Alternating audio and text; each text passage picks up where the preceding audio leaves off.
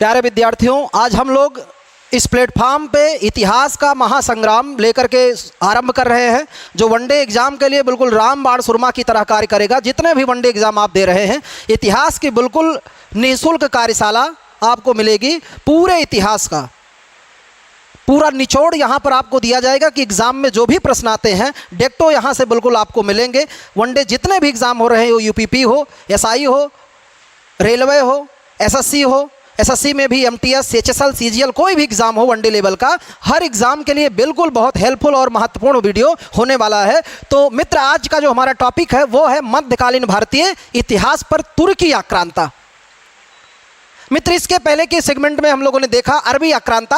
आज हम लोग देखेंगे मध्यकालीन भारत पर तुर्की आक्रमण। मध्यकालीन भारत पर तुर्की आक्रमण। और मध्यकालीन भारत पर जो तुर्की आक्रमण हुए हैं, ये कितने तुर्की आक्रमण हुए हैं मित्र? 2 हुए हैं। पहला आक्रांता कौन था? तो पहला आक्रांता था आपका महमूद गजनबी। महमूद गजनबी जो एक लुटेरा था, गजनी का लुटेरा, जिसने भारत को नस्तानाबूद करने की कसम खा रखी थी और भारत को किया भी जहां तक संभव हो सका। और दूसरा आक्रांता, जहां महमूद गजनबी की मंशा स्पष्ट है कि भारत को लूटना है, तबाह कर देना है मेरे मित्रों, वहीं पर मोहम्मद गोरी की भी मंशा बिल्कुल स्पष्ट है कि मुझे केवल लूटना ही नहीं है, भारत में शासन भी स्थापित करना है। यह दोनों के विचारों में विभेद हमको दिखाई देता है। दूसरा आक्रांता है मोहम्मद गोरी। मोहम्मद गोरी। तो पहले तुर्की आक्रांता के बारे में हम लोग आरंभ करते हैं जानकारी मित्र कि महमूद गजनबी। महमूद गजनबी को जानने से पहले थोड़ा सा अगर हम लोग बात करें तो मित्र, हम लोगों को जानना होगा कि महमूद गजनबी यहाँ पर कैसे आ रहा और क्या स्थितियाँ हुई। तो अरबी आक्रमण हुआ। अरबी आक्रमण में आक्रमण करने वाला भारत पर सफल आक्रांता जो था, उसका नाम क्या था? मोहम्मद बिन कासिम। मोहम्मद बिन कासिम के बाद क्या हुआ रवैया मित्र कि उसके फिर कोई ऐसा शासक ना हुआ जो भारत की तरफ रुख किया। मध्य एशिया में कुछ ऐसी गतिविधियां हुई कि तुर्क जनजातियों को पूरब की तरफ गतिमान होना पड़ा, और उसमें से जो पूर्वी तरफ अपने पूर्वी छोर पर यानी भारत की तरफ आ रहा है, उसका नाम क्या है? अलप्तगीन। और वो आ बैठा कहाँ पर? गजनी में। गजनी आपका मित्र कहाँ है? अफगानिस्तान में है। और गजनी में निवास करने लगा कौन? तो गजनी में निवास करने लगा अलप्तगीन, और यहीं पर अपना शासन भी स्थापित किया। अलप्तगीन। अलप्तगीन ने मित्र यही गजनी में ही एक वंश स्थापित किया। उस वंश का नाम मिलता है गजनी वंश। उसको क्या बोला गया? तो गजनी में जिस वंश की स्थापना किया गया उसको गजनी वंश, या कुछ इतिहासकारों के द्वारा एक और नाम बताया जाता है, उसका नाम मिलता है गजनी वंश, या इसी का नाम मिलता है यामनी वंश। और यह वनडे एग्जाम में आपके प्रश्न आया हुआ है। गजनी वंश या यामनी वंश का संस्थापक कौन है? तो इसका संस्थापक है मित्र अलप्तगीन। अलप्तगीन, इसका संस्थापक कौन है? अलप्तगीन है। अलप्तगीन के शासन कार्यकाल के बारे में बहुत विशेष जानकारी नहीं मिलती, इसकी उपलब्धियों के बारे में। और कहा जाता है कि कुछ दिन बाद क्या हुआ, अलप्तगीन इस धराभूमि को छोड़ गया। अलप्तगीन की कोई संतान न थी जो यामनी वंश के कार्यों और गतिविधियों को आगे बढ़ा सके। हमारे कुछ इतिहासकारों का अपना मानना है कि अलप्तगीन के दरबार में 1700 से अधिक गुलाम निवास करते थे, और उसमें इसका जो सबसे प्रिय और वफादार गुलाम साबित हुआ मित्र, उसका नाम क्या है? तो अलप्तगीन के बाद गद्दी पर कौन विराजमान हुआ? उसका गुलाम, जिसका नाम मिलता है सुबुक्तगीन। सुबुक्तगीन। सुबुक्तगीन गद्दी पर बैठा मित्र, जो गुलाम है किसका? अलप्तगीन का। और जब सुबुक्तगीन गद्दी पर बैठा तो स्थितियां यह हुई कि यह जो छोर है,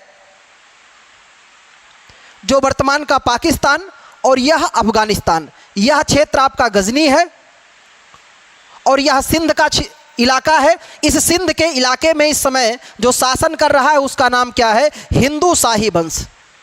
हिंदू शाही वंश है यहाँ पर। और इस हिंदू शाही वंश का मेरे मित्रों जो शासक है उसका नाम क्या है? राजा जयपाल। गजनी की गद्दी पर आसीन हो चुका है सुबुक्तगीन, जो योग्य सेनापति माना जाता है।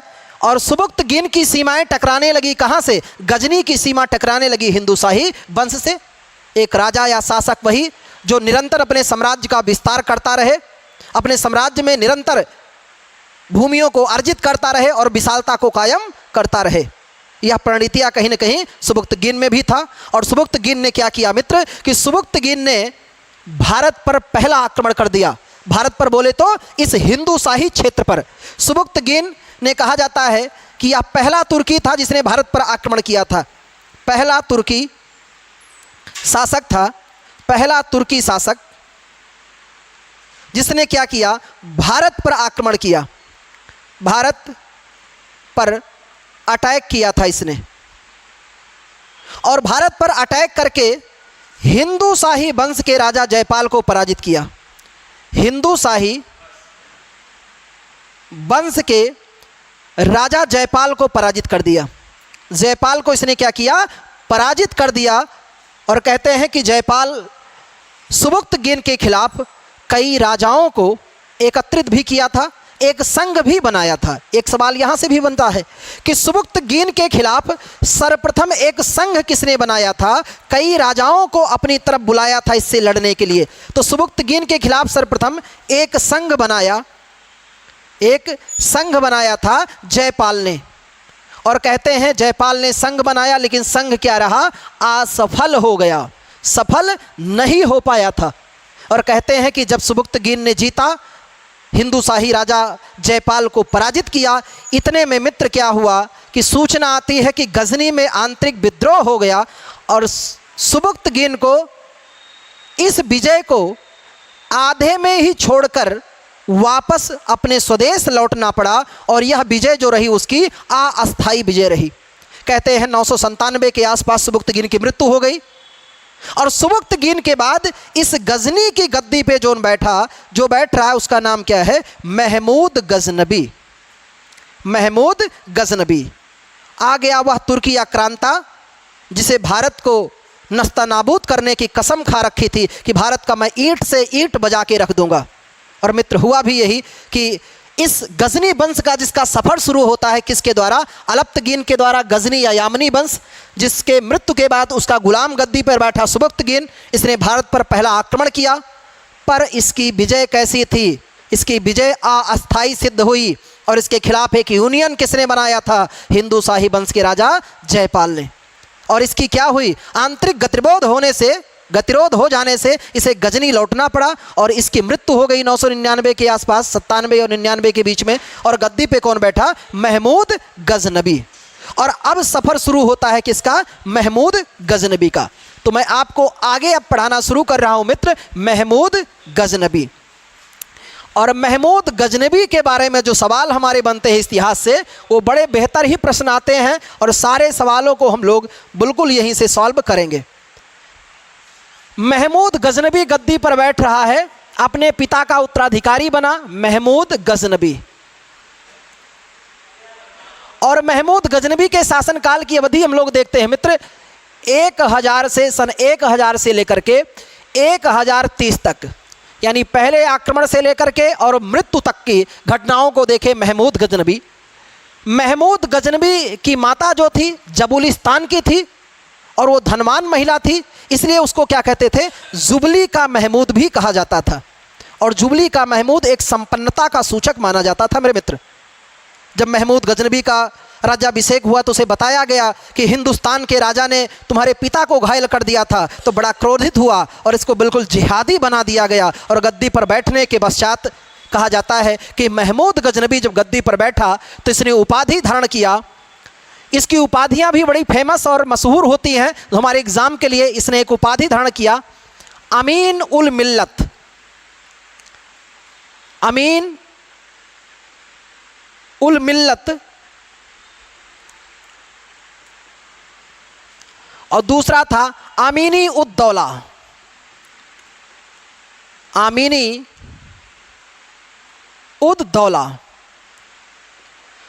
यानी इसे अपने को क्या बोला, इसका मतलब है साम्राज्य का रक्षक और साम्राज्य का दाहिना भुजा। इसने अपने आप को अनाउंस किया कि मैं साम्राज्य का रक्षक और साम्राज्य का दाहिना भुजा हूं। इसके अलावा इसे मित्र कौन सी उपाधि धारण किया, सुल्तान की। और ये पहला तुर्की आक्रांता है जिसने किसकी उपाधि धारण किया, सुल्तान की। सुल्तान कौन है? तो सुल्तान इस पृथ्वी पर जो खलीफा है यानी अल्लाह का प्रतिनिधि है, उसका सेवक है कौन? सुल्तान।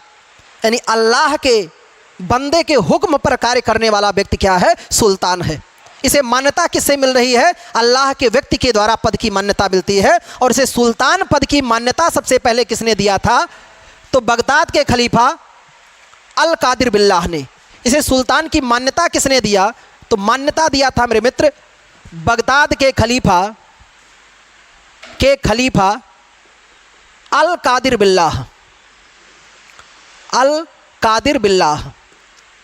और मेरे मित्र अगर आपको खलीफा नहीं समझ में आ रहा है तो आप पिछले वीडियो को हमारे देखिए जिसमें हम लोगों ने इस्लाम का उदय पढ़ा है, उसमें आपको बिल्कुल समझ में ये आएगा कि खलीफा किसे कहते हैं। तो इसे मान्यता किसने दिया? बगदाद के खलीफा अल कादिर बिल्लाह ने। इसके अलावा मित्र कहा जाता है कि सुल्तान की उपाधि धारण करने वाला ये पहला तुर्की शासक है। सुल्तान की उपाधि धारण करने वाला पहला तुर्की शासक कौन है? महमूद गजनबी। और मेरे मित्रों इसने दूसरी उपाधि धारण किया जिसका नाम क्या है? गाजी। गाजी किसे कहते हैं? काफिरों का घातक, जो काफिरों को मारे। और काफिर भी समझना है तो मैं पुनः बार बार कहना पड़ रहा है, पुराने वीडियो को देखिए बिल्कुल समझ जाएंगे आप।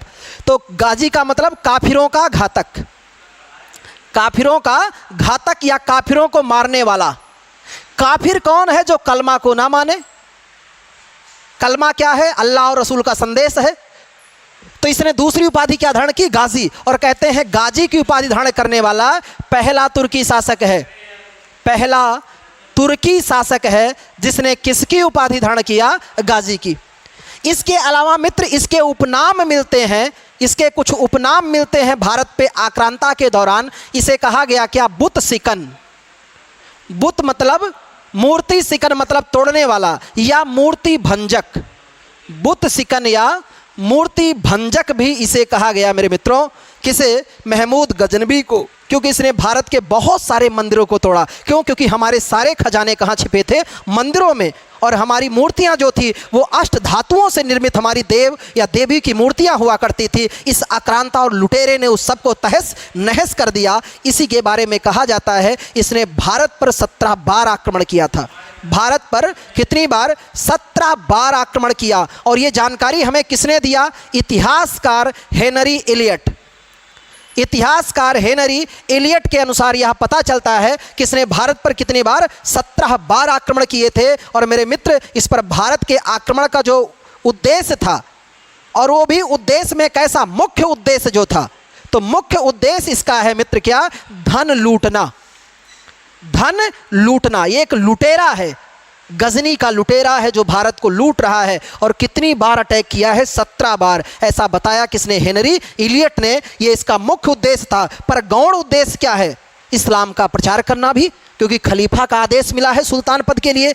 और यह अब भारत पर क्या करेगा? ये आक्रांता आक्रमण करना आरंभ करता है। तो यहाँ से हम लोग सफ़र अपना शुरू करते हैं महमूद गजनबी के आक्रमण के कारनामों की कहानियाँ, कि भारत को उसने किस तरह से नस्तानाबूद करने की ठान रखी थी और भारत को उसने, आक्रांता ने भारत को लूटने का प्रयास किया। कहा जाता है मेरे मित्र कि महमूद गजनबी भारत पर आक्रमण के दौरान, भारत पर अटैक जब किया तो आक्रमण के दौरान इसने जिहाद का नारा दिया था। ये सारी शब्दावलियाँ आपको पिछले क्लास में बिल्कुल समझ में आ जाएगा। जिहाद का नारा दिया था। जिहाद बोले तो धर्म युद्ध होता है। जिहाद का नारा दिया। और यहाँ से सफ़र शुरू होता है किसके? महमूद गजनबी के आक्रमण का। तो हम लोग आरंभ करते हैं मित्र महमूद गजनबी के आक्रमण की दास्तान को, कि किस तरह से उसने भारत पर एक के बाद एक आक्रमण किया और भारत की स्थिति पर उसने, भारत की हालात को कहाँ तक पहुँचा दिया महमूद गजनबी ने। और फिर क्या उस समय कोई भारतीय शासक इसके प्रतिरोध में खड़ा हुआ या नहीं। महमूद गजनबी का जो पहला आक्रमण है, पहला अटैक,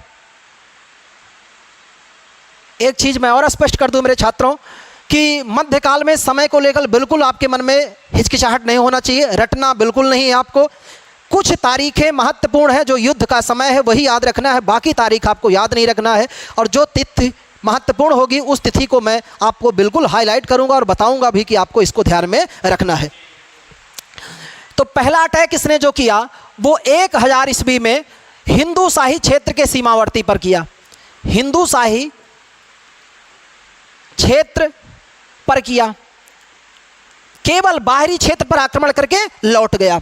पर इसने जो दूसरा आक्रमण किया मेरे मित्र, दूसरा अटैक, और दूसरा अटैक इसने किया हिंदू शाही वंश के राजा जयपाल पर। किस पर किया? जयपाल पर किया, और जयपाल पर आक्रमण किया, और जयपाल को क्या कर दिया इसने? पराजित कर दिया। जयपाल कहते हैं कि ये पहला भारतीय शासक है जो पिता और पुत्र दोनों से पराजित हुआ। इसके पहले सुबुक्तगीन से पराजित हो चुका था, और अब किससे पराजित हुआ? महमूद गजनबी से। बड़ा दुखी हुआ मेरे मित्र कौन? जयपाल। इसने सोचा कि बाप ने पराजित किया ही था, 4 साल के लौंडे ने भी हमको पराजित कर दिया। यह बर्दाश्त न कर सका ये सदमा, और कहते हैं जयपाल ने क्या कर लिया? आत्महत्या कर लिया। दुखी होकर इसने क्या कर लिया? आत्महत्या कर लिया। तो आत्महत्या करने वाला ये पहला भारतीय शासक माना जाता है मध्यकाल का, जिसने क्या कर लिया था? आत्महत्या कर लिया। इतना ही नहीं, महमूद गजनबी ने क्या किया कि जयपाल को पराजित किया, और हिंदू शाही वंश की राजधानी, हिंदू शाही वंश की राजधानी जिसे हम लोग क्या कहते हैं? बैहिंद या उद्भांडपुर, बैहिंद या उद्भांडपुर को इसने क्या किया मेरे मित्र? लूटा और जला दिया, क्योंकि लुटेरा था। लूटा और जला दिया। पूरा भयानक त्रासदी यहां पर दिखी। कहां पर? तो सिंधु के क्षेत्र में, जहां हिंदू शाही वंश शासन कर रहा है। दूसरे आक्रमण में भारतीय शासक को इसने क्या किया? नस्ता नाबूद कर दिया, और अब भारत की तरफ चला। और इसका जो चौथा अटैक था मेरे मित्र, चौथा आक्रमण, चौथा अटैक इसने किस पर किया? तो जयपाल के बेटे आनंदपाल पर। तो जयपाल का बेटा था आनंदपाल, उस पर किया। तो चौथे आक्रमण में जयपाल के बेटे आनंदपाल पर आक्रमण करता, किंतु उससे पहले इसने आक्रमण किस पे कर दिया? मुल्तान पर। मुल्तान पर अटैक किया और जीता। और कहते हैं मुल्तान के शासक दाऊद को पराजित किया, और इस मुल्तान का शासन किसे सौंपा? तो मुल्तान का शासन इसने सौंपा सुखपाल को। सुखपाल इसी के खानदान का लड़का है। किसके? जयपाल के।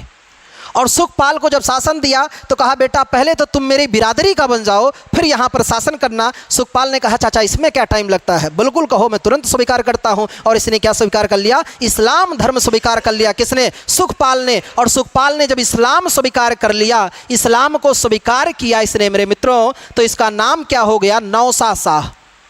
नौसा शाह। ये सवाल पूछा गया है कि सुखपाल का इस्लामिक नाम क्या मिलता है? नौसा शाह।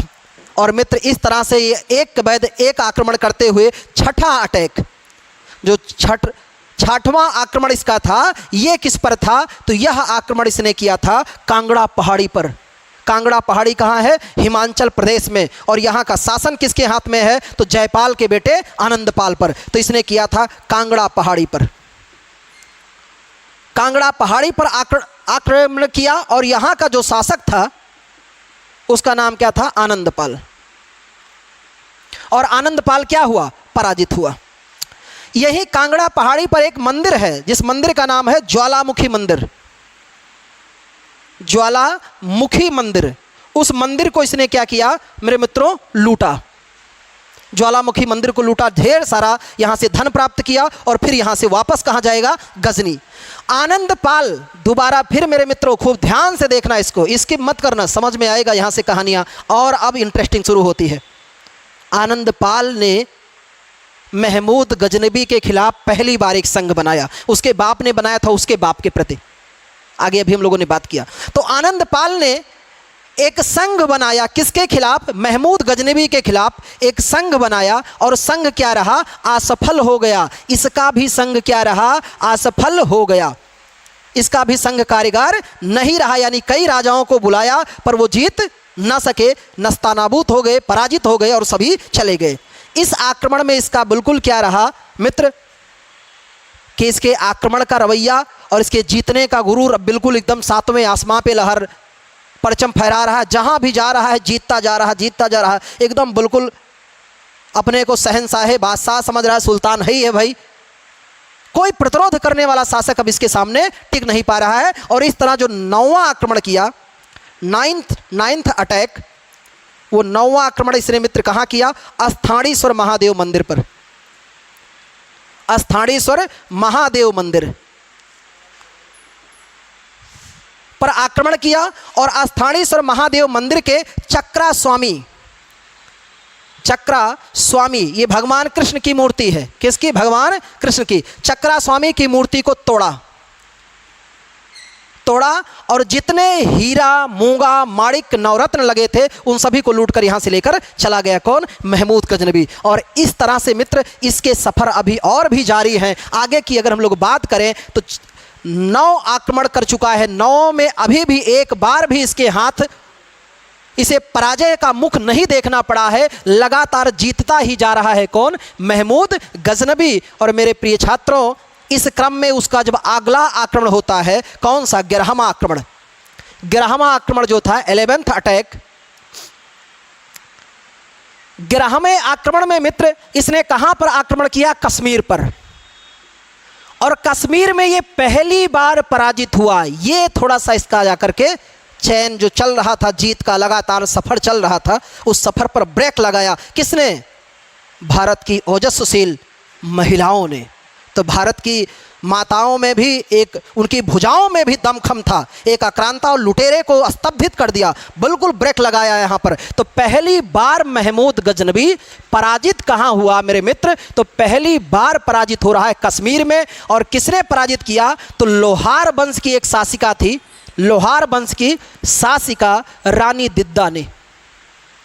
शासिका रानी दिद्दा ने इनको क्या कर दिया? चारों खाने चित कर दिया। पराजित हुआ और यहाँ से वापस स्वदेश अपने लौट गया और दोबारा कसम खाया कि हम लोग इधर नहीं आएंगे। भारतीय महिलाएं बड़ी उजड्ड होती हैं, बहुत मारती हैं और दौड़ा के मारती हैं। ये यहाँ से किया गया, लौट गया। और मित्र इस तरह से इसके आक्रमण का अगला सफर जो चला, तो इसके बाद इसने आक्रमण कहाँ पर किया? तो इसके बाद इसने अटैक जो किया वो कन्नौज पर।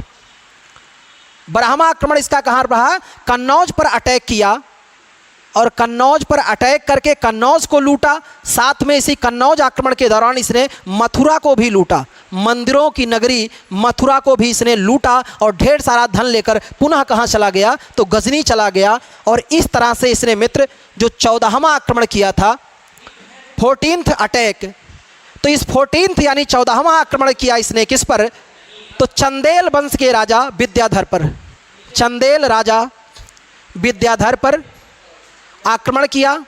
और कहते हैं कि चंदेल राजा विद्याधर को पराजित ना कर सका, पराजित ना कर सका। इस पर कुछ इतिहासकार लिखते हैं कि गोधुल बेला हो गई थी, सायंकालीन हो गई और बहादुर लोग शाम को युद्ध नहीं करते थे जो वीर योद्धा थे। लेकिन कुछ कहते हैं कि लड़ते लड़ते थक गया महमूद गजनबी और विद्याधर को पराजित ना कर पाया। और कहा जाता है, ये प्रश्न भी किया गया मित्र, कि महमूद गजनबी किस भारतीय शासक को पराजित नहीं कर पाया? तो चंदेल वंश के राजा विद्याधर को। और इस तरह से सफर इसका अगला चला। 15वां अटैक, 15th अटैक, 15वां आक्रमण जो इसने मित्र किया वो कहां पर? पंजाब पर। और अब इसने कहा कि बिल्कुल हम लोग थक चुके हैं, बार बार जीत रहे हैं और वापस गजनी भाग रहा है। जितनी बार धन को लूटता गजनी जाता, फिर आता, फिर जाता, फिर आता। तो कहता इसने रुकने को सोचा मेरे मित्रों। और पहली बार इसने, कहा जाता है पंजाब में ही इसने क्या किया? पहली बार शासन स्थापित किया। पहली बार कुछ समय के लिए शासन किया। पहली बार कुछ समय के लिए शासन किया। पहली बार कुछ समय के लिए शासन कहाँ कर रहा है? पंजाब में। और यहाँ पर इसने क्या किया कि हिंदू शाही सिक्के को भी स्वीकार कर लिया। जो हिंदू शाही वंश के सिक्के चल रहे थे, उस सिक्के को एक विदेशी आक्रांता ने मान्यता दिया। यानी इसने क्या किया मित्र? हिंदू शाही सिक्के को चलाने की अनुमति रखी, चलाने की अनुमति दी, पहली चीज। और दूसरा कहते हैं मित्र कि यही पंजाब में इसने दिल्ली वाला नामक सिक्का चलवाया था। दिल्ली वाला नामक सिक्का भी चलवाया। नामक सिक्का कहाँ चलवाया? तो ये भी यहीं चलवाया था पंजाब में। और पंजाब का शासन अपने अधीन संप्रांतों को देकर के अभी अपने अधीन शासकों को देकर और यहाँ से वापस लौटा, और वह घड़ी आ चुकी है जिसके लिए महमूद गजनबी जाना जाता है। वो कौन सी घड़ी मेरे मित्र? तो इसका सबसे प्रसिद्ध और सबसे अंतिम आक्रमण, जो 16वां आक्रमण हम लोग बात करते हैं, तो लास्ट पे बात करें मित्र। और यहाँ से तो हमेशा प्रश्न वनडे का पूछा गया है, हर एग्जाम में लगभग इसके 16वें आक्रमण के बारे में पूछा गया है। तो इसका 16वां और सबसे प्रसिद्ध आक्रमण, 16वां आक्रमण, इसका समय आपको याद रखना है। 16वां आक्रमण जो हुआ वो 1025 और 26 ईस्वी में हुआ। 1025 और 26 ईस्वी में मित्र महमूद गजनबी का सबसे प्रसिद्ध आक्रमण, सबसे फेमस 17 आक्रमणों में सबसे प्रसिद्ध आक्रमण जो था वो कौन था? 16वां आक्रमण किस मंदिर पर किया था? सोमनाथ के मंदिर पर। और सोमनाथ का मंदिर जो है ये भगवान शिव का मंदिर है। ये मंदिर कहाँ पर है, था और है? गुजरात में। और यह इसका संरक्षण किसके हाथ में था? तो इस मंदिर का संरक्षण था मित्र चालुक्य वंश के हाथ में। इसी वंश ने इस मंदिर को निर्मित भी करवाया था। और शासक उस समय कौन था? तो इस महमूद गजनबी आक्रांता के समय उस समय शासक था भीम प्रथम। और कहते हैं जब महमूद गजनबी ने आक्रमण किया तो ये बिना युद्ध किए ही स्थान को छोड़कर चला गया। 40 से 50 हज़ार हिंदू जनता एकत्रित हुई और कहा मेरे भगवान प्रकट हैं, इस आक्रांता से बदला लेंगे। लेकिन भगवान आ न सके और बदला ले न सके। उसने लगभग 50 हज़ार की हिंदू जनता को उसका सर धड़ से अलग करा दिया और भयंकर लूट और तबाही की। पूरे मंदिर को तहस नहस कर दिया। शिव मूर्ति को तोड़ा। इस मंदिर में किसकी मूर्ति थी? शिव मूर्ति थी। और इस शिव मूर्ति को इसने क्या किया? तोड़ा। शिव मूर्ति को तोड़ा इसने। तो मेरे मित्र इस मूर्ति के बड़े टुकड़े को उसने गजनी की जामा मस्जिद की सीढ़ियों के नीचे रखा और छोटे टुकड़ों को कसाईयों में बांट दिया। ठीक है, तो इसके टुकड़ों को क्या किया? इसके टुकड़े को मस्जिद के नीचे रखा। कौन सी मस्जिद? गजनी की जामा मस्जिद। और इसके अलावा छोटे टुकड़े को क्या किया? तो छोटे टुकड़े को कसाईयों में वितरित कर दिया, कसाईयों में बांटा मांस वजन करने के लिए। यह कहीं न कहीं आक्रांता का प्रतिफल था। इसकी सोच और इसकी नफरत बिल्कुल स्पष्ट हो रही है। और इसके वापस जाने के बाद फिर आता है कौन? भीम प्रथम, और मंदिर को फिर से सुधार करने का प्रयास करता है। तो सबसे प्रसिद्ध आक्रमण इसका सोमनाथ मंदिर का रहा और यहाँ उसने भयंकर तबाही मचाई। कहते हैं यहाँ पर उसने क्या कराया था? कत्ले आम भी करवाया था। कत्ले आम महमूद गजनबी ने कहाँ कत्ले आम करवाया? तो यहीं पर सोमनाथ के मंदिर परिसर में उसने कत्ले आम कराया और लूट कर ले गया। यहाँ का धन लूट कर ले जा रहा था कि रास्ते में खोखर और जाट मिल गए सिंध के क्षेत्र में और इसके लगभग आधे खजाने को लूट लिया। महमूद गजनबी एकदम आग बबूला हो गया। किसी तरह अपने गृह क्षेत्र में पहुंचा गजनी और वापस उन जाटों और खोखरों से बदला लेने की सोची। और इसका जो 17th अटैक है, 17वां आक्रमण, वह आक्रमण इसका रहा किस पर? जाटों या खोखरों पर। ये किताबों में अलग अलग मिलता है मित्रों, लेकिन ध्यान में रखना कहीं कहीं जाट लिखा, कहीं कहीं खोखर। जाटों और खोखरों पर अटैक किया और इन्हें क्या किया? पराजित किया। पर ये बड़े तकलीफ और दर्द दिए जाटों और खोखरों ने, क्योंकि ये जनजातियां हुआ करती थी। और यह आक्रमण 1027 ईस्वी में था।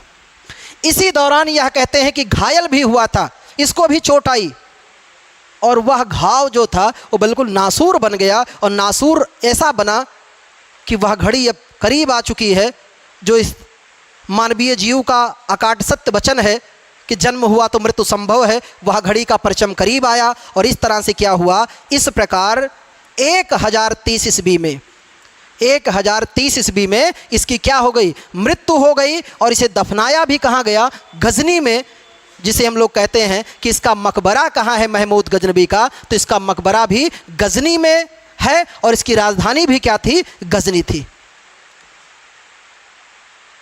ये इसके आक्रमण के स्वरूपों की हम लोगों ने चर्चा की।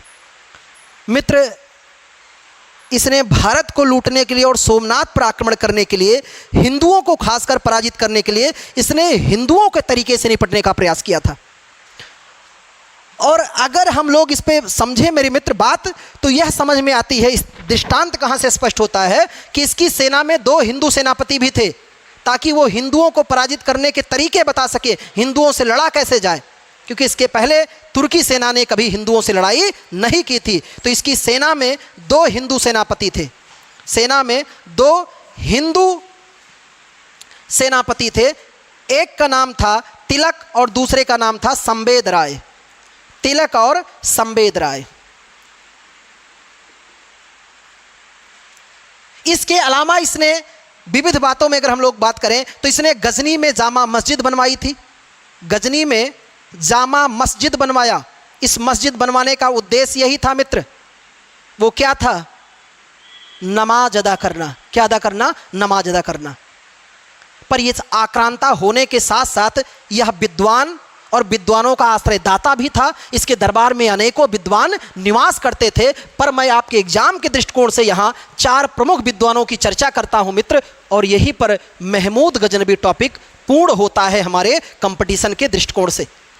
वैसे तो इसके दरबार में बहुत सारे विद्वान थे, पर 4 ऐसे विद्वान जो इतिहास में इसके दरबार की शोभा बढ़ाने के लिए और कंपटीशन के लिए भी महत्वपूर्ण थे। तो इसके दरबार के अगर हम लोग विद्वान की बात करें तो इसके दरबार के विद्वानों में पहला नाम आता है अल बरूनी। अल बरूनी ये पहला मुसलमान विद्वान है जिसने संस्कृत को पढ़ा, रामायण महाभारत पुराण को पढ़ा। पुराणों में 18 पुराण नहीं पढ़ा, 3 पुराण, विष्णु पुराण, वायु पुराण और भागवत पुराण, 3 पुराणों को इसने पढ़ा था। और अल बरूनी की किताब खूब पूछी जाती है। इसने किताब लिखा था किताबुल ए हिंद, किताबुल ए हिंद, या इसी को मेरे मित्र कहते हैं तहकीक ए हिंद, तहकीक ए हिंद। इसका अर्थ होता है भारत की खोज। और कहा जाता है ये पहला मुसलमान विद्वान था, पहला मुसलमान विद्वान था जिसने रामायण महाभारत वेद और पुराण को पढ़ा था, पुराण को पढ़ा था। इसके इतर में कोई मुस्लिम विद्वान ऐसा न कर सका, ये पहला था। इसकी बहुत सारी उपाधियां हैं, इसके और सारी कृतियां हैं, उसकी हम लोग चर्चा बेहतर अलग क्लास में करते हैं। दूसरा विद्वान जो इसके दरबार का था उसका नाम था फिरदौसी। और फिरदौसी ने एक किताब लिखा था जिसका नाम था शाहनामा। और शाहनामा जो है ये महमूद गजनवी के परिवार का और उसके ख़ानदान का क्या मिलता है? ऐतिहासिक विवरण मिलता है। इसके दरबार का जो दरबारी इतिहासकार था उसका नाम था उतबी। और उतबी ने एक किताब लिखा था किताबुल ए यामनी, किताबुल तारीख़ ए यामनी या किताबुल ए यामनी, तारीख़ ए यामनी। ये दरबारी इतिहासकार था या दरबारी साहित्यकार भी कहा जाता है। दरबारी इतिहासकार महमूद गजनवी का जो सरकारी इतिहासकार था यही था। इतिहासकार व साहित्यकार भी इसे कहा जाता है। फिरदौसी को तो होमर भी कहा जाता है, पूर्व का होमर भी कहते हैं। इसके अलावा जो अगला विद्वान था उसका नाम था बैहाकी। और बैहाकी ने एक किताब लिखा था इसके पिता का दास्तान, जिसको कहते हैं तारीख़ ए सुबुक्तगीन, तारीख़ ए सुबुक्तगीन। और तारीख़ ए सुबुक्तगीन इसके पिता के बारे में दृष्टांत है। बैहाकी को मेरे मित्रों पूर्व का पैपिये कहते हैं, पूर्व का पैपिये कहा जाता है। इस तरह से इस आक्रांता के बारे में हर उन पहलुओं को हम लोगों ने देखने का प्रयास किया जहां से प्रश्न बन सकता है और क्वेश्चन आ सकते हैं। बिल्कुल अगर आप इस वीडियो को पहली बार देख रहे हैं बिल्कुल देखिए, अपने मित्रों में शेयर कीजिए, सबको बताइए। आज से विश्वास में दिलाता हूं इतिहास आपको किसी और प्लेटफॉर्म पे पढ़ने की ज़रूरत नहीं है, यहाँ पर पढ़िए और बिल्कुल सारी जानकारी आपको स्पष्ट, सुदृढ़, व्यवस्थित और प्रामाणिक रूप से उपलब्ध कराई जाएगी। और आप बने रहिए, निरंतर हमारे इस चैनल पर रहिए। और अगर पहली बार है तो इसको सब्सक्राइब भी कीजिए। धन्यवाद।